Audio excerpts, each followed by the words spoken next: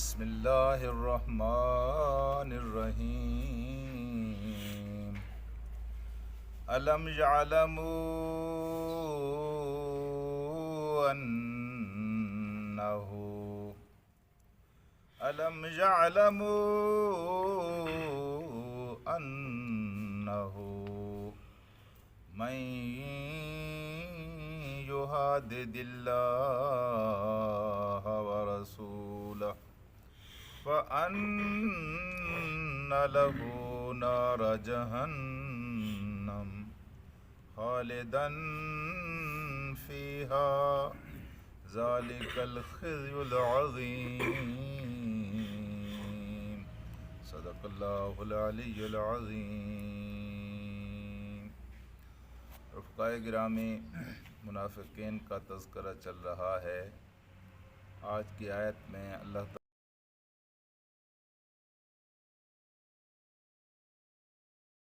کو ایک قسم کی جھاڑ پلائی ہے، ڈانٹا ہے، اور سخت غصے کے انداز میں یہ بات ارشاد فرمائی ہے کہ الم یعلموا، کیا ان کو ابھی تک اس بات کا پتہ نہیں چلا؟ اتنے بے خبر ہیں، اتنے یہ نادان ہیں، اتنے یہ کم فہم اور کم عقل ہیں۔ حضور کریم صلی اللہ علیہ وآلہ وسلم کی زندگی سر بسر معجزات سے بھری ہوئی زندگی تھی۔ پھر جس طرح خدا کی نصرتیں پائے بپائے مدینہ میں نازل ہو رہی تھیں، ان کو نظر نہیں آ رہا تھا؟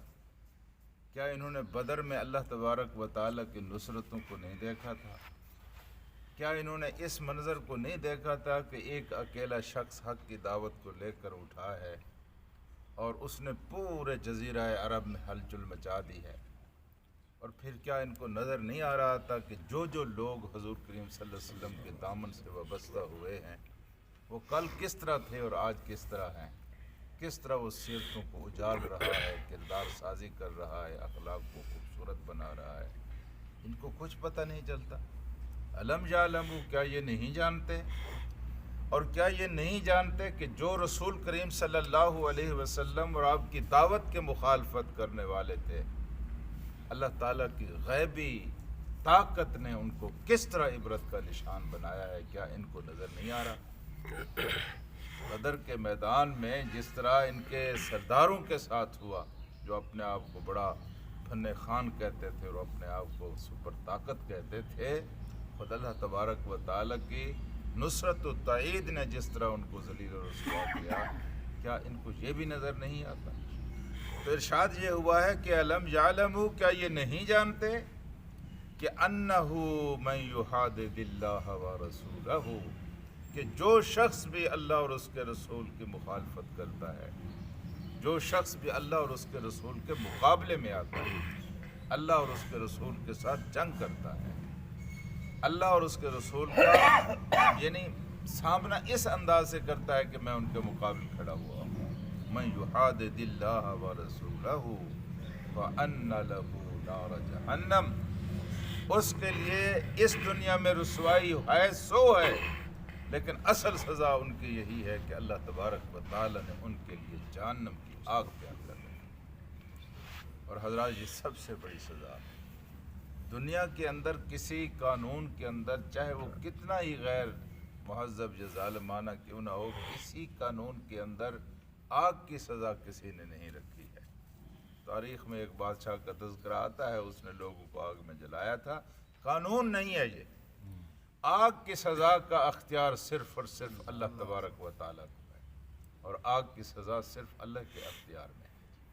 تو جو لوگ بھی اللہ اور اس کے رسول کی مخالفت کرتے ہیں، فَأَنَّ لَهُ نَارَ جَهَنَّمَ، جہنم کی آگ ہے ان کے لیے۔ لوگ سوچ لیا کریں کہ اللہ اور اس کے رسول کے مقابلے میں جب باتیں لوگ کرتے ہیں، بحثوں میں آ کر دنیا کے اندر اس طرح کے کچھ واقعات ہوتے ہیں، ان کے اوپر رائے زنی کرتے ہیں اور اپنے آپ کو بڑا افلاطون سمجھتے ہیں اور اپنے آپ کو بڑا عقل مند سمجھتے ہیں، اور اسی ذام میں آ کر ایسی ایسی باتیں کہہ جاتے ہیں جو سراسر اللہ اور اس کے رسول کے دین اور ان کے احکام کے خلاف ہوتی ہیں۔ جی، ایک مخالفت ہے میدان جنگ میں آ کر ایک دوسرے کے ساتھ آپ لڑیں، یہ بھی مخالفت ہے کہ انسان ذہنی طور پر کس کیمپ میں کھڑا ہوا ہے۔ اور کس کی وکالت کر رہا ہے، اور کس کے حق میں اس کا دل دھڑکتا ہے، اور کس کے حق میں وہ پریشان ہوتا ہے، اور کس کے حق میں وہ خوش ہوتا ہے، انسان کو پتہ چل جاتا ہے کہ وہ اصحاب یمین میں ہے یا اصحاب شمال میں ہے، اہل حق کے ساتھ ہے یا اہل باطل کے ساتھ ہے۔ تو جو شخص بھی کسی پائے میں اللہ اور اس کے رسول کی مخالفت کرے گا تو اللہ تبارک و تعالی نے فرمایا، آخری سزا کا تذکرہ کیا ہے؟ دنیا کی سزا لوگ اپنی آنکھوں سے دیکھ رہے تھے کہ فَأَنَّ لَهُ نَارَ جَهَنَّمْ، اس کے لیے جہنم کی آگ ہے، اور دوسری آگے اس سزا کی مزید، یعنی اس کی شدت کو، خالدن فیہا، وہ اس میں ہمیشہ ہمیشہ کے لیے رہے گا۔